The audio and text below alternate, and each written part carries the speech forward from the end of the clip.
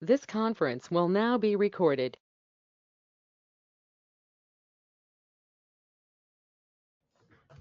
Okay. So yeah. So yesterday just we started with what exactly we are going to discuss as part of the Salesforce development. So the main thing as part of the development. So here it's like full stack. Okay, so full stack means all the layers of the development. Okay, so we have model, view. I mean, view means what we see. So, so as part of this, we work with the LWC, Lightning Web Components. That's the latest framework. So we'll discuss about that one. Also, the backend logic is the Apex. So Salesforce they use Apex programming language. So we need to understand about the Apex programming. We'll discuss about that and the database. So database is a model, right? We also call as model. Okay, so we say MVC architecture. Okay, so M means model, V means view, C means controller. Okay, so we work on all these layers. So just understand, and so we started with the Apex, one of the programming language what we use in Salesforce. It is similar to C Sharp or C++ or Java, similar to core Java. It's based on the OOPS concepts, object-oriented programming concepts. Yeah, so the first point, Apex is case insensitive. So meaning, um, even though there is a difference in the capital letter, right? So, but both are same spelling, but difference with capitalization, right? Capital letter, small letter. So if it is case sensitive, system treat both as different. Case insensitive meaning system will treat both as same, like that. Okay. And now, so as part of the basics, we are understanding about. Hello everyone.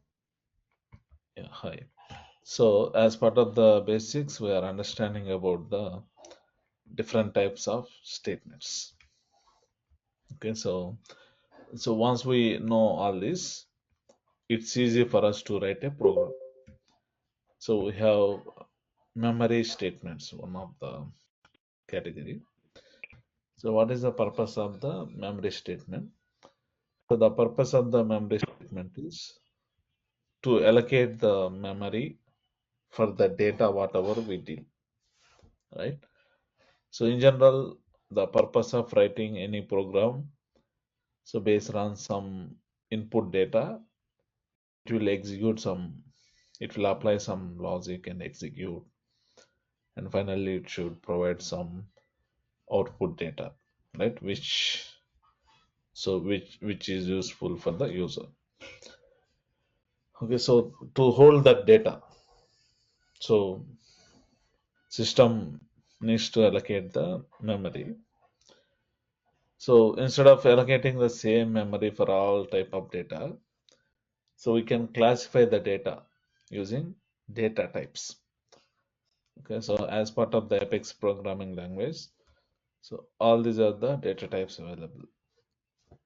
Okay, so we have to mention one of this data type and allocate the memory so that whatever the input data or whatever applying the logic, the output data, so all those things can be stored. Okay, now let's understand. So how exactly using this data type we can allocate the memory. while developing a program. Okay, so now for that, so once we start developing a program, so first we need to know, so what is the purpose of writing that program. So we need maybe some inputs so that it will apply logic and it will give the result, right? So let's say, um, simple example, when we supply two numbers, it should do addition. Let's say it should add those two numbers and give the result.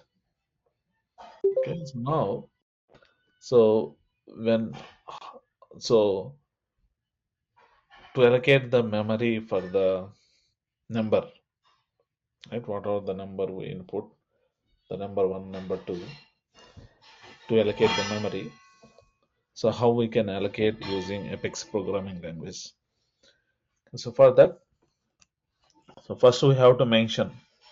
So as a developer, right, we have to decide based on the requirement. So what should be the data type, and we give some name to recognize that memory location. Okay, so example, we are going to accept two numbers, number one, number two, right? So let's say we are accepting a rounded number. Sir, join in. Yeah, hi. So we are accepting, let's say, a number. So for number we have decimal or we have integer. Okay, both types. So for now, let's say we want some rounded number. We don't want decimals. So then we can go with integer type, right? So we have to mention the type integer, right? And we have to give the space, and we have to give the name for the memory. So whatever the memory we are allocating, so we have to give some name. The reason is, so we also need one more number, right? That is also integer. How do you recognize the first number and second number, right? So in a program, so once we allocate the memory, so we might need to look into that memory location for the data, whatever is present in that, right? So to identify, we need to give some name. Whatever the memory we allocate, for that we need to give some name, right? So I'm giving the name as, let's say, num1. That's the name I am giving. And also, so we are done with this statement, right? So in general, in English language, if you are done with a sentence, so we use full stop, right? But in the programming, in Apex programming language, to end the statement, we use semicolon. Okay, instead of maybe full stop, we use semicolon. Okay, so let's say I want to accept one more number, right? So one more memory location, right? So I'm saying integer some name and just giving as number two, like that, right? So but maybe in English we write all the sentences, so one after other, until we want to start a next paragraph, right? But mostly, I mean, like this, if you write also, it will accept, it will work. Okay, but so for us to read it easily, right, while writing the code, uh, easily to identify each and every statement and understand, in general we write each and every statement in a next line. Okay, so if you write in the same line also, it would work, right? So because semicolon is the one it understand that's the end of the statement, and second one is the next statement. Even though it works to read it easily to understand, so in general we write in the next line. Okay, like this. So this is the way. So how we allocate the memory. Okay, and also let's take one more example. So we so let's say we want to store the age of a person, right? So age means that is also a number, a rounded number, let's say 25, 26, something like that. Again, one more, right? So integer age like that. So this is the way we can write. And also one more thing, when we are allocating the memory of the same type, so what we can do, we can also write like this, right? I can also say comma and mention age, right?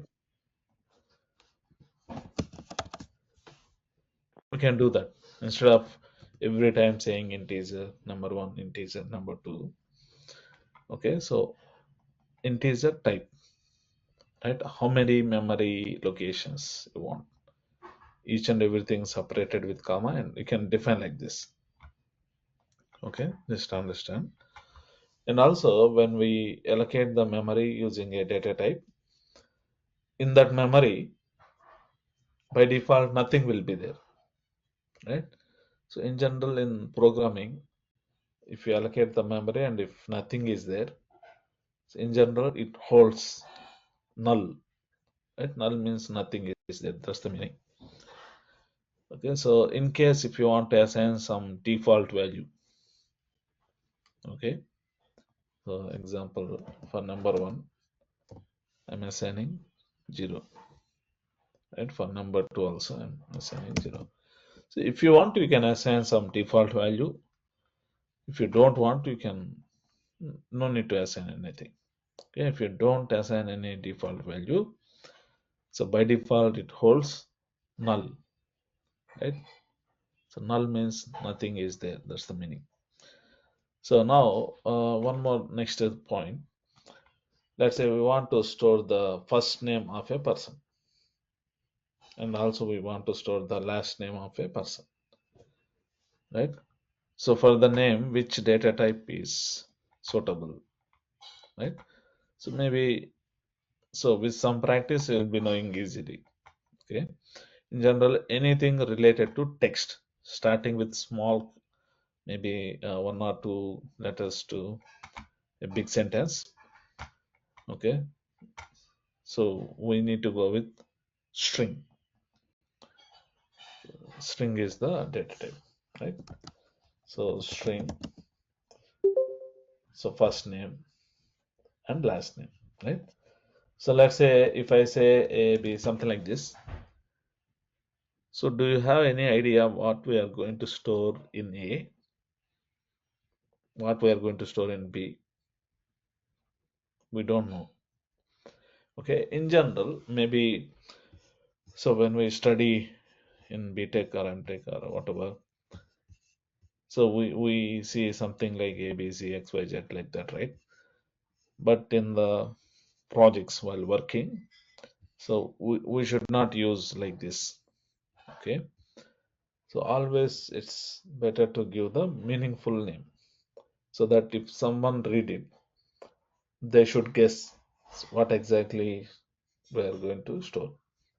Okay, so instead of like this, if I say first name, right, so we can guess it, right?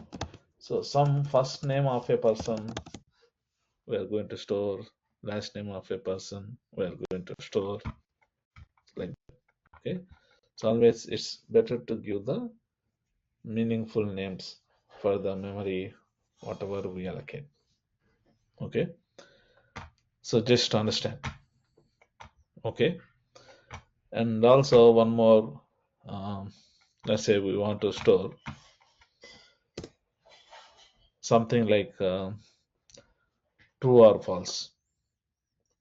Okay, so uh, so let's say for that we need boolean. Let's say I'm giving is disabled, right? Maybe true or false we can give. I'm saying false, something like that. Okay, so this will hold either true or false. Okay, so like this we can keep on, so define the memory statements based on the requirement. Okay, so now every time I am saying I'm allocating memory and this is the memory statement, but technically what we call this, right? So if you see in a program, so everything is a token, right? So each and every word what we see we call technically as token. The token can be a keyword or identifier or operator, right? One of these.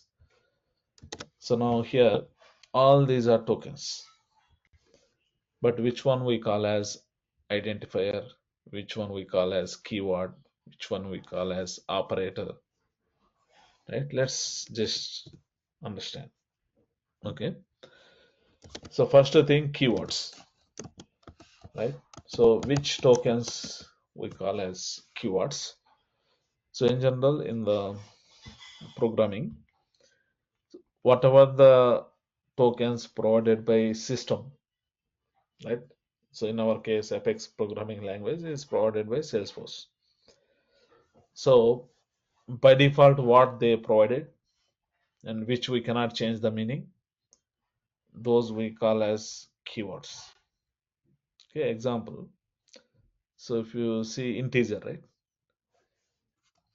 Integer is a keyword that is provided by Salesforce, right? So when we mention integer, the meaning is maybe we are going to allocate the memory which can hold a integer value, some rounded value, 1, 2, 3, 100 or whatever, right?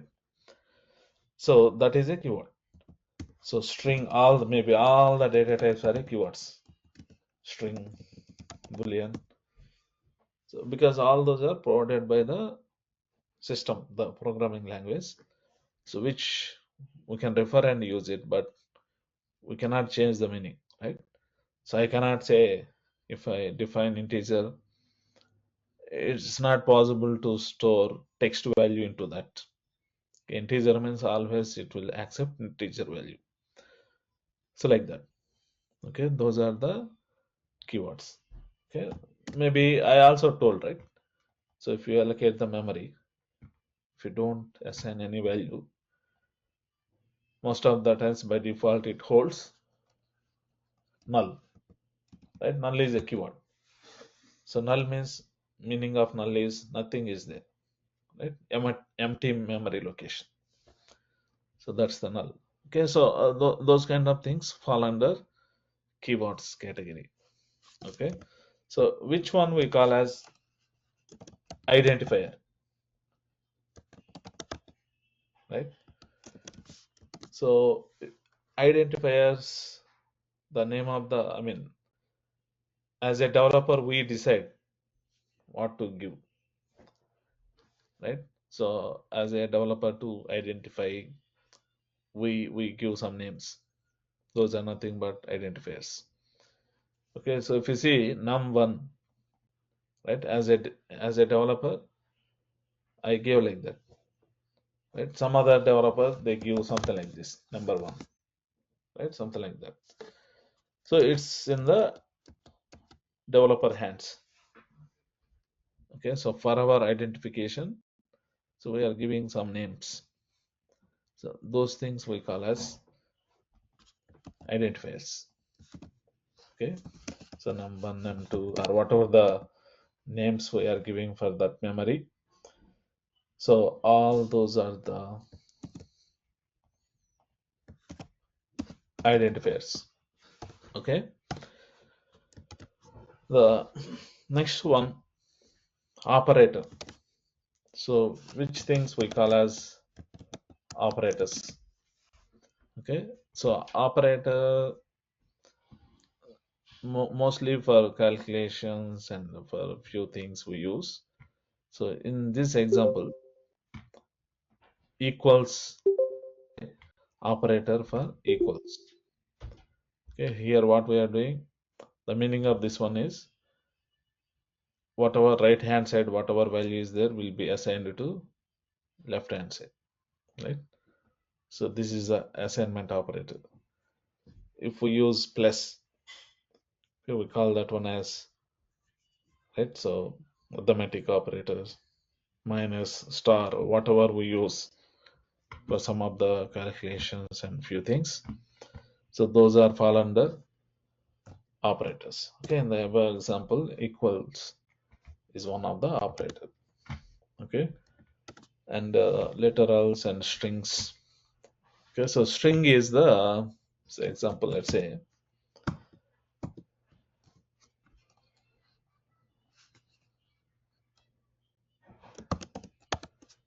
something like this. I'm giving, right? So this is a string text, right? Always text we enclose inside the single quote. Okay, so make sure that we use single quote, not the double quote. Okay, if you use double quote, it won't work. Always the text should be inside the single quote. Okay, so that's a string.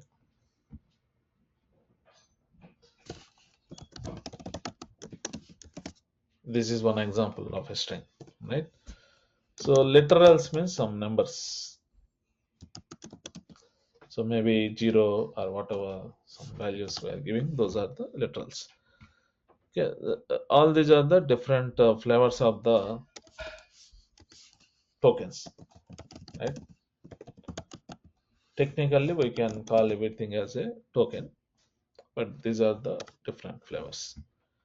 Okay, and also one more thing. So identifier, right?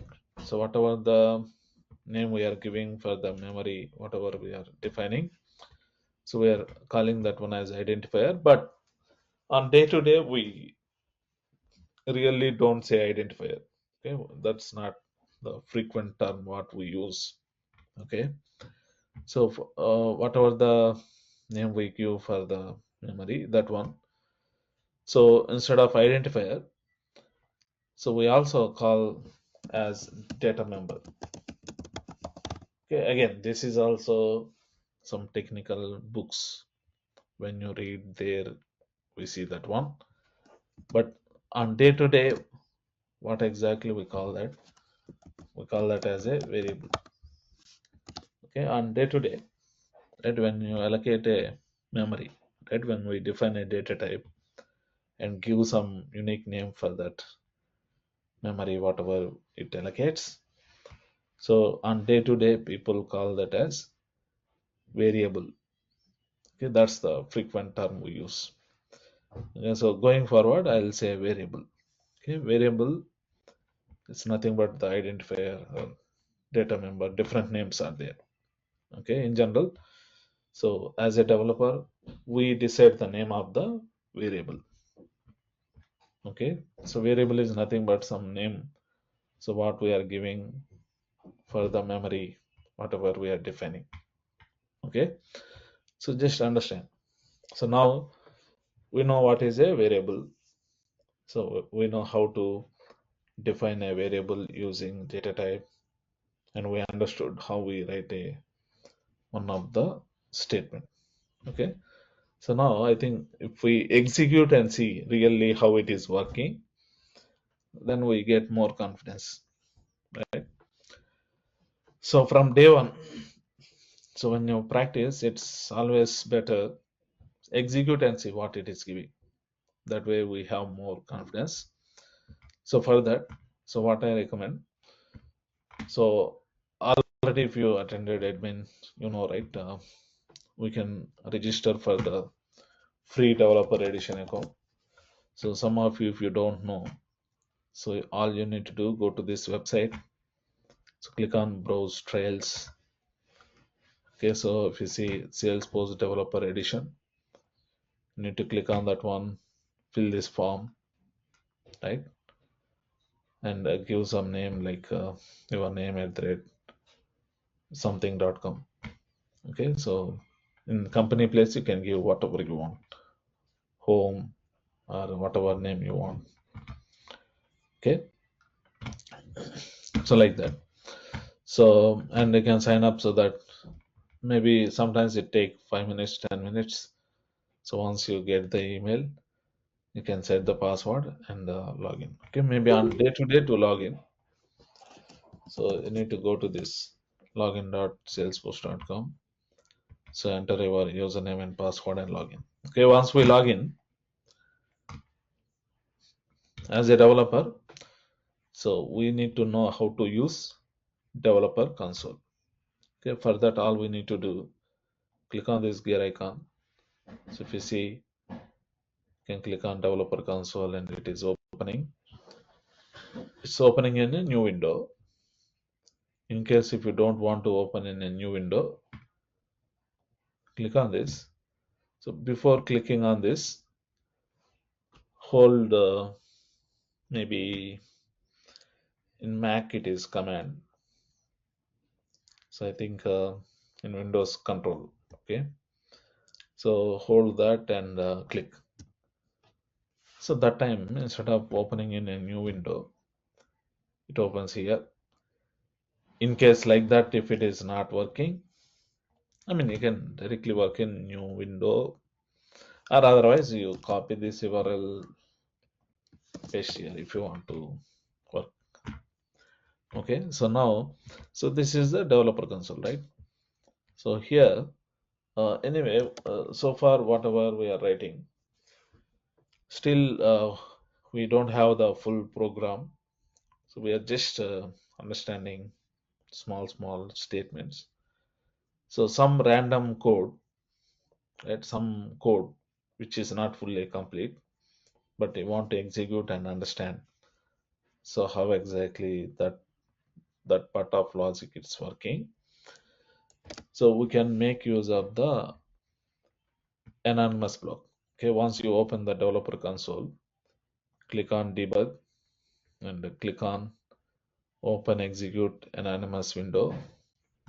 It opens like this, and here you can keep the logic, right? So here we can place the logic and write some statements and see how those are working. Okay, so just developer console debug, the first option open execute anonymous window. So here you write. Okay, so now, so let's write whatever we have. Let's right paste it and see. Okay, in case if you don't end, right, end with semicolon and try to execute, see it's throwing error, right? Unexpected token num1, right? The problem is it's not identifying the end of the statement. So maybe some errors we don't know exactly, right? It's not saying semicolon is missing, right? Something else it is showing. Okay, with some experience we'll know some syntax problem. Okay, so we know clearly statement should end with semicolon, right? So now execute. Now we did not see any error, means syntax, right? Syntax means the like grammar in English, here syntax. Syntax is correct. So okay, and also when we execute the code, if you see logs, every time system generate a log. Okay, so here how much memory it's allocating, right? So each and every line what is happening. So A is holding null, num2 holding 0. Like that it generates the log. Okay, so we'll see going forward how we understand this log, but we have a concept of log, right? So by seeing this log we can understand, so line by line, how it is executing, what's going on. If something is um, not working as per our expectation, we can see the log and understand so what's going wrong. Okay, so here for us still nothing to really meaningfully test it how it is working. Just we are checking the syntax. Okay, so now we start with the other types. Okay, so now so far we know how we can write a statement in the apex. So we know how to allocate the memory to hold some value. So now until now whatever we discussed, so all these data types, so we call these data types as primitive data types. Okay, primitive data types. We also have one more flavor called non-primitive data types, right? What is that non-primitive data type? So we have to understand, right? So primitive data types. So, but what is primitive? What is non-primitive? So the meaning of the primitive data type. So the technical term we say call by value. Okay, non-primitive data type we say call by reference. So what exactly is the meaning of that? Okay, let's understand. So when you allocate memory using any of these data types, so directly in the memory location, right? Whatever the memory it allocates, so directly into that we can set the value. We can use equal to and assign some value. It will take it. Okay, that we call as call by value. But in some situations, okay, so always it's not feasible to assign the value directly. So example, let's say there is a table, right? So example,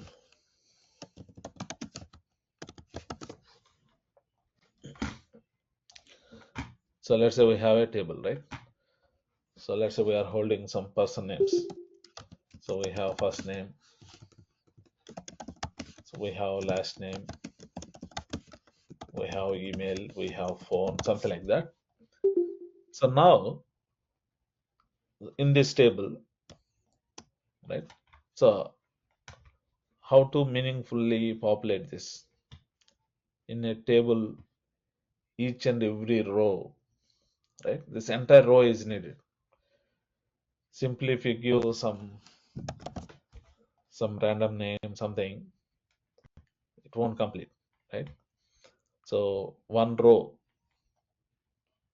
in a table, one row will give the meaningful information. But in that row, again, there can be multiple values: first name, last name, email, phone. Each are different types.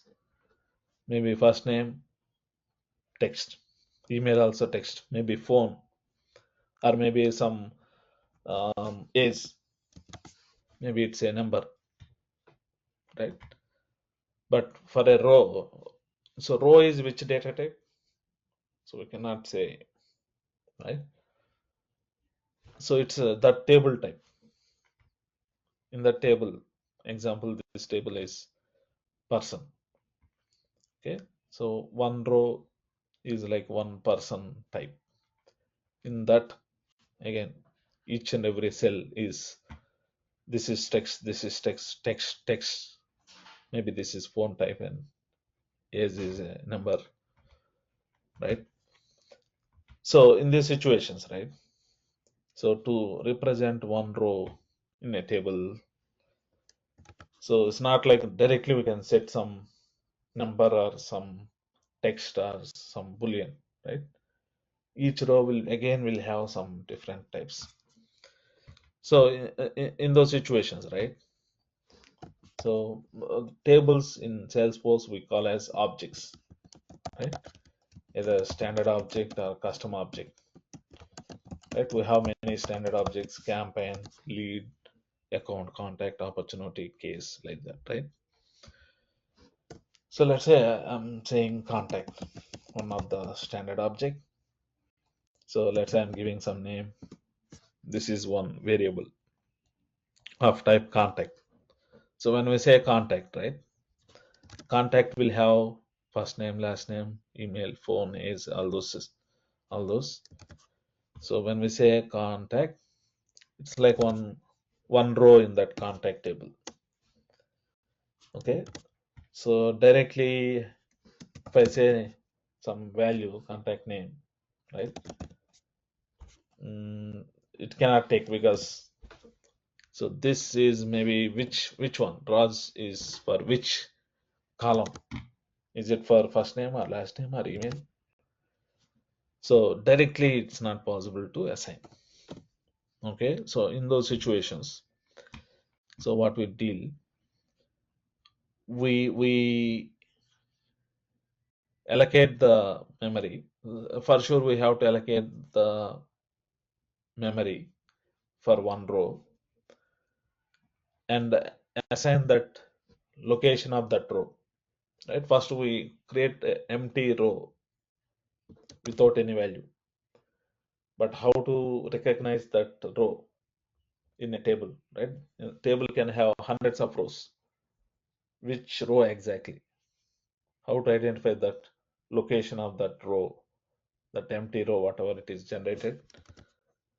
To hold that, so we use this non-primitive variable. Okay, so for any non-primitive data type, so after equal to, so we use new operator and allocate a memory, right? In our example, contact, one contact row is like one instance of the contact. So now what exactly it will do? It will allocate one empty row, right? Like this, one empty row in that contact table. And since we need to refer this row location, so that in the next set of statements, so we can assign the value of first name, last name, email, all those things. So that will be holded here. So now what I am trying to say here, whatever it holds, it's not holding the actual data, right? It's not holding first name, last name, everything, right? It's holding reference, means the location where that memory, the empty row, whatever system created, so where it is, that memory location. Using that one, we have to set the value for each and every, right? First name, right? Something like this, right? So last name,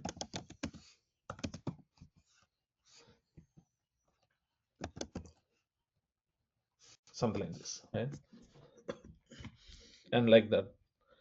So email and other fields we can populate. So these we call as non-primitive data types.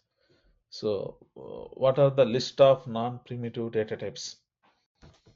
Okay, maybe there is no exact list like primitive data types. Okay, it's all based on how many standard objects we have in Salesforce. Custom object, these are nothing but database tables, right? So based on the Salesforce edition, based on the license, right? So what are the standard objects, what are the custom objects? So all those we can say those are non-primitive types. Okay, so example, campaign, lead, account, contact, opportunity, case, product. We have many things, all those. Custom objects, maybe in our application we created job, application, job application. Those are some custom objects. Okay, all those we define as a non-primitive type. Okay, so the next one, not only the database tables. Okay, so going forward, we create the Apex class. Okay, one Apex class is like one Apex program. Okay, so we can also, right, Apex class is also one of the non-primitive data type. Okay, so we don't know, maybe we create many Apex classes based on the project requirements, right? Maybe 100, 200, 300, we don't know. So all Apex classes, whatever we create, those also we can create a instance, and we can define the variable Apex class. Also inside the Apex class also we mention the variables, right? Integer, string, boolean, whatever. So we can refer those.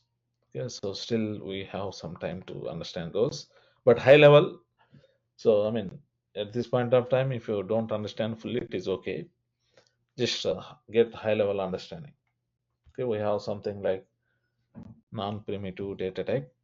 So we use those mainly for the objects, the standard object or custom object and Apex classes.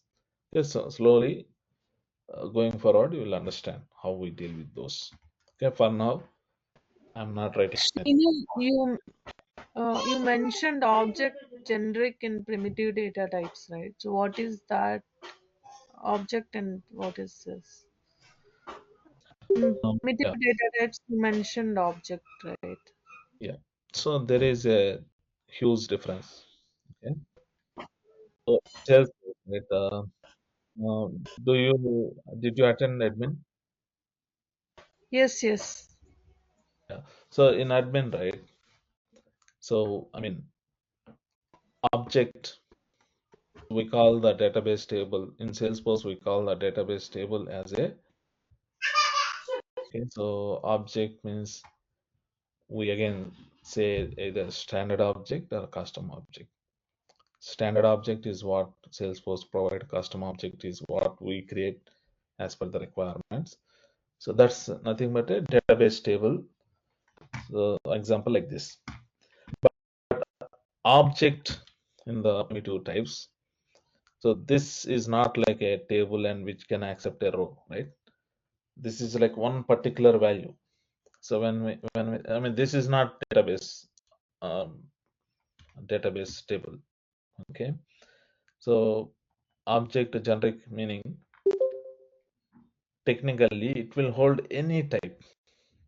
Okay, so let's say if I say object and some name, you can assign a number, or you can assign a string, or you can assign a boolean. Even you can assign a one of the non-primitive type, anything it will hold. Okay, it's not particularly right. So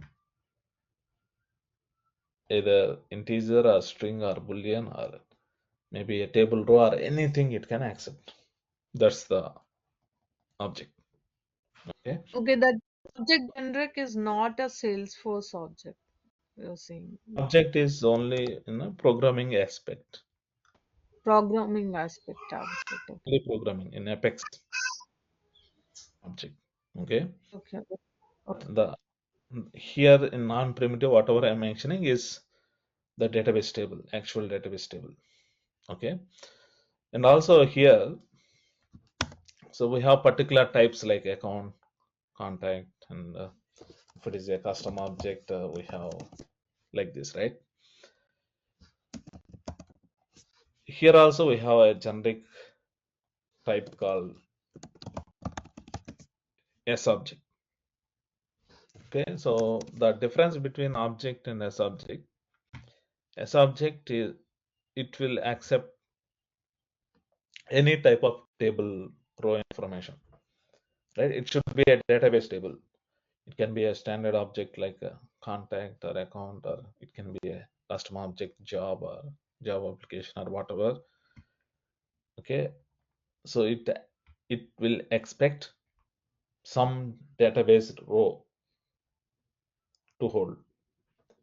Okay, it cannot hold some integer value or some string value like that.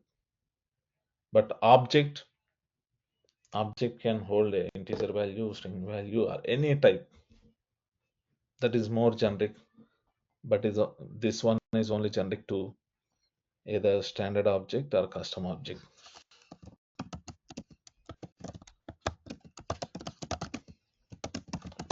Okay, it cannot also store Apex class. Okay, this is only specific to either standard object or custom object row to hold the generic format. Okay, so yeah, with this I think we are almost done with this example memory statements. So we have one last thing to discuss before we discuss that. Any questions, anyone so far are able to? Sinu, could you please explain the difference again for object and subject? Yeah, so object, so if you define object, okay, the meaning of this one is it is generic to hold any value. So it can be a single number, right? It can be a some string, or it can be a boolean, or even it can be some kind of, so this primitive type, anything it can hold, right? That's the object. Okay, as object means it is also generic, but it is generic to hold only one of the object row, either standard object or custom object. Okay, so you can just play here, okay, and understand. So object, I'm just giving as my object. Right here I'm assigning 1000 and execute, right? No error. Syntax wise it is correct, it's accepting this. I'm assigning a text, right? It's accepting, right? I'm assigning some account, right? One row, it's also accepting. It's generic to accept anything. Okay, so same thing.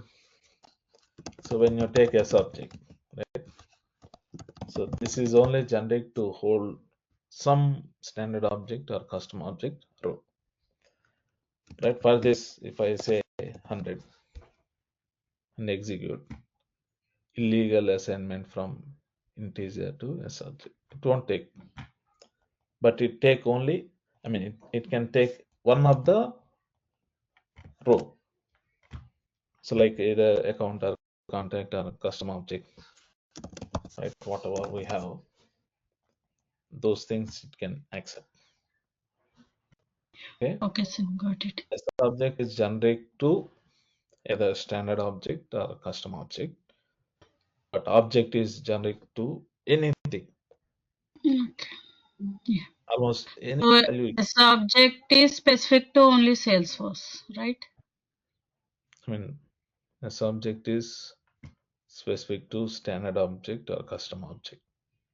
Okay, this also we use in Apex programming language, right? So object also in Apex programming we use, but meaning of this one is, so not only either standard object or custom object, it can hold any value, either integer or string or boolean or any value. Okay, I can say this is more generic, but as object is only generic for to hold either standard object or custom object information. Okay, sir. Thank you. Any other questions? Okay. So now before we sorry, start with other type of statements. So some naming conventions and some rules we need to know. Okay. So first of all, let's know what is mandatory rule. Okay. So what are the possible names we can give for a variable, right? So variable names syntax, right? Syntax means correct way of giving. Okay, so example, I am going to store some number value, right? So I'm saying integer, and what is the name we can give, right? So can I give one number, two number, something like that? It is wrong. Okay, one of the rule, the variable should not start with, right? So incorrect syntax examples, right? So variable name should not be started with number. Okay, that's the one of the example, right? This is wrong. Maybe like this we should not give. Okay, and also we cannot use spaces, right? So let's say I'm giving num1 something like this, right? Space is not allowed, right?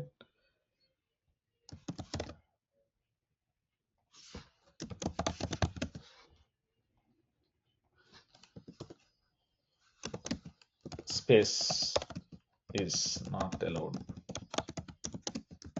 This is wrong.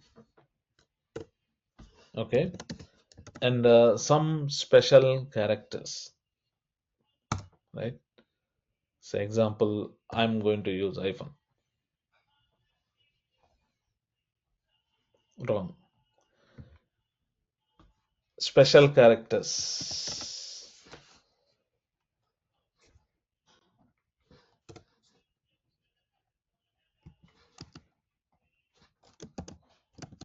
Most of the special characters are not allowed,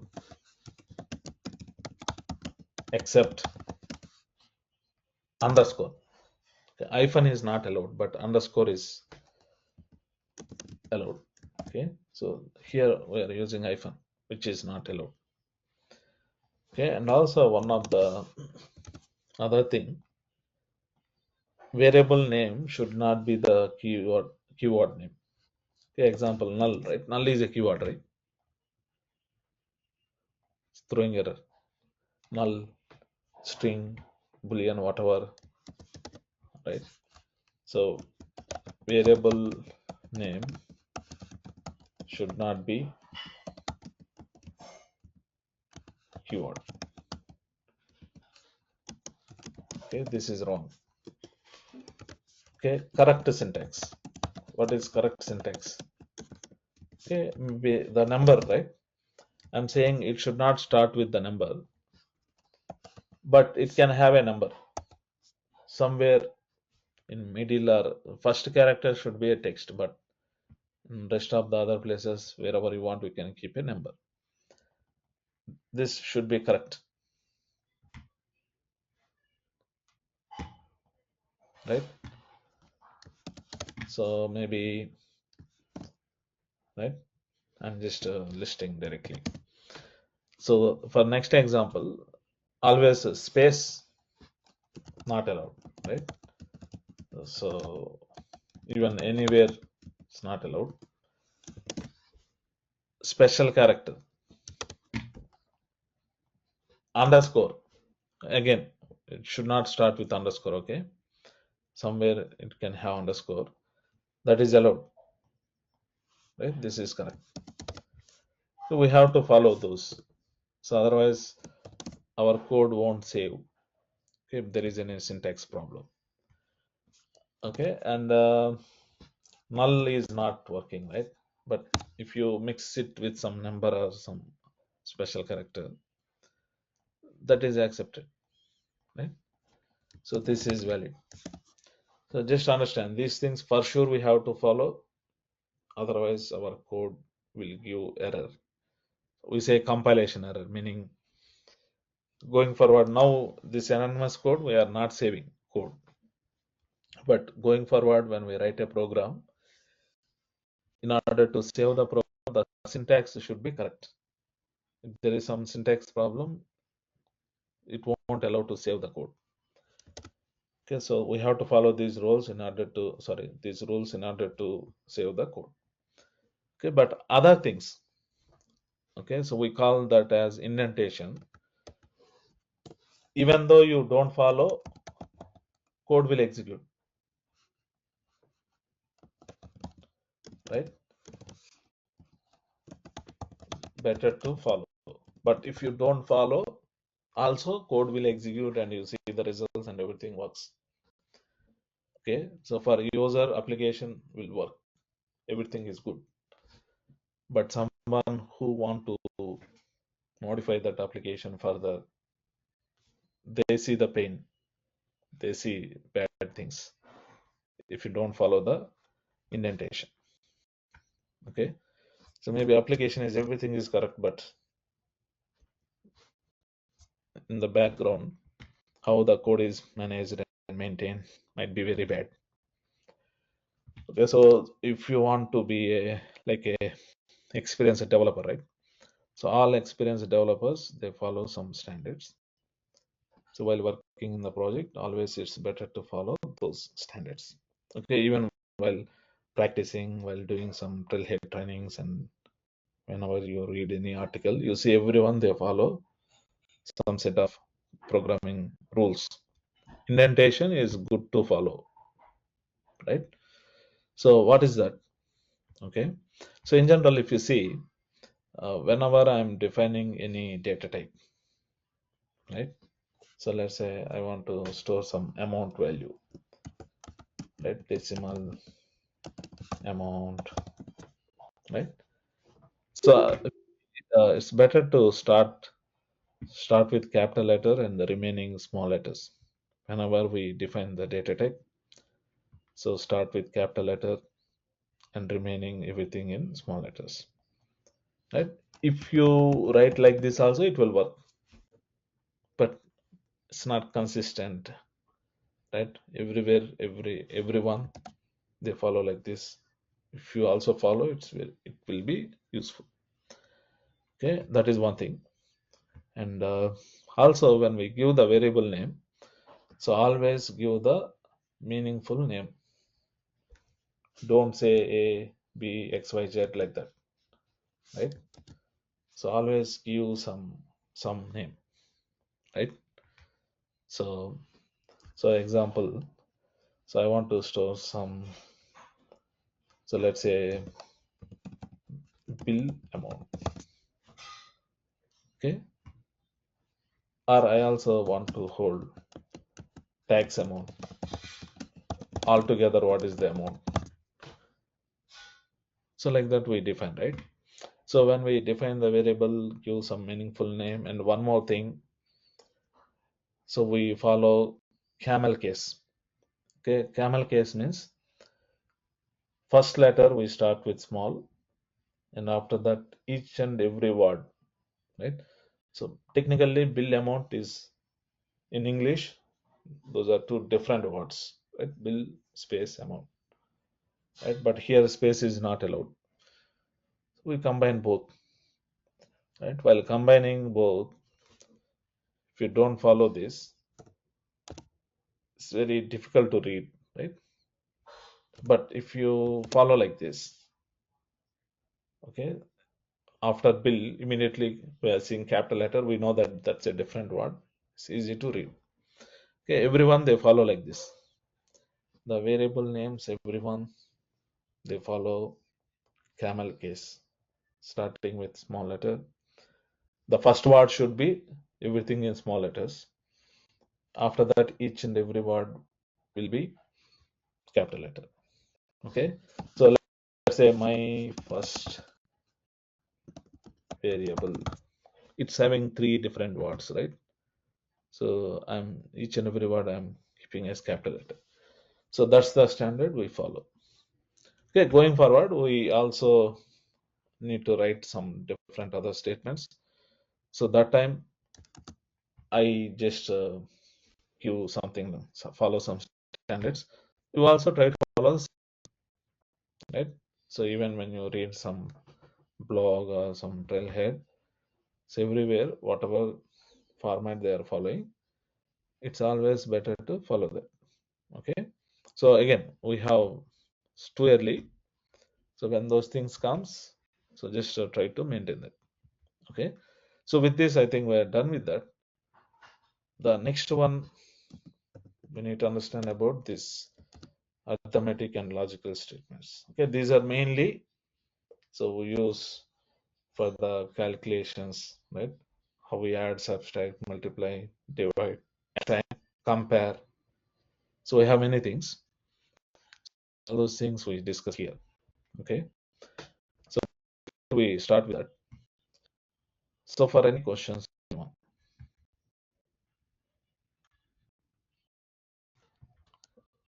okay. So now let's list out some flavors. Here also we did the different types of thematic and logical statements. Okay, the first one what we are going to discuss. So we have operators. Again, we can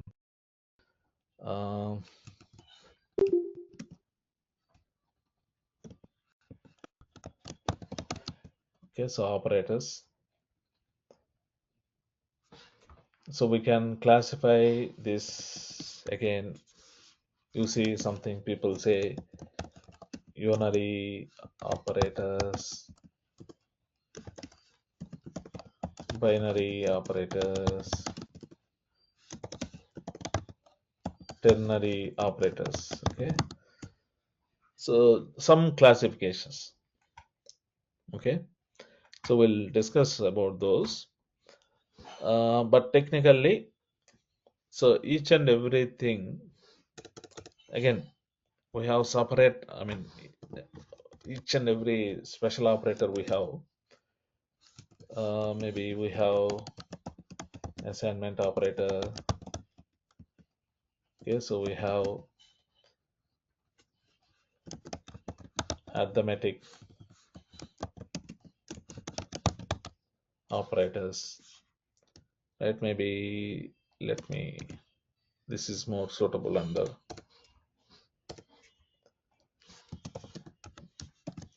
this category.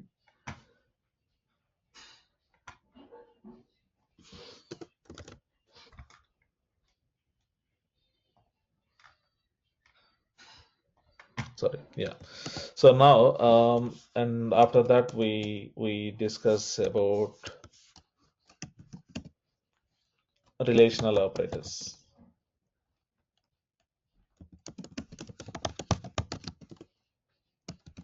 And we discuss about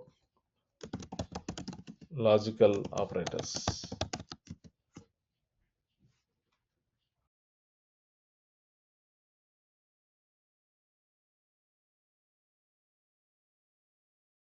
Okay, so since we don't have time, those we'll discuss tomorrow, and mostly tomorrow we will be done with these types, and maybe day after tomorrow we'll start writing a program. So yeah, before ending, any questions, anyone?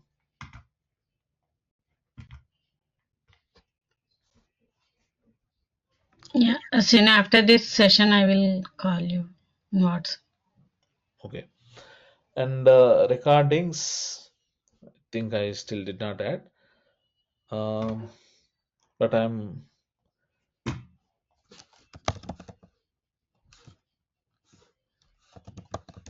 Right, in YouTube,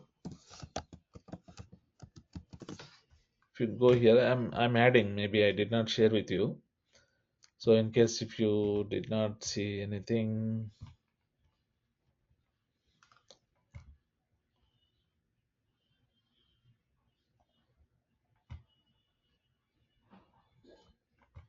okay, I will make sure to add. Okay, I'll do one thing. In the meeting invitation, what we have, so I will add one Excel and add that recording. Okay. Also, maybe you see this website, you'll be seeing one new video. So maybe I'll upload there. Okay.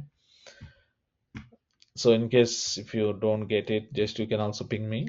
I'll make sure to share. Okay. We'll continue tomorrow. Thank you.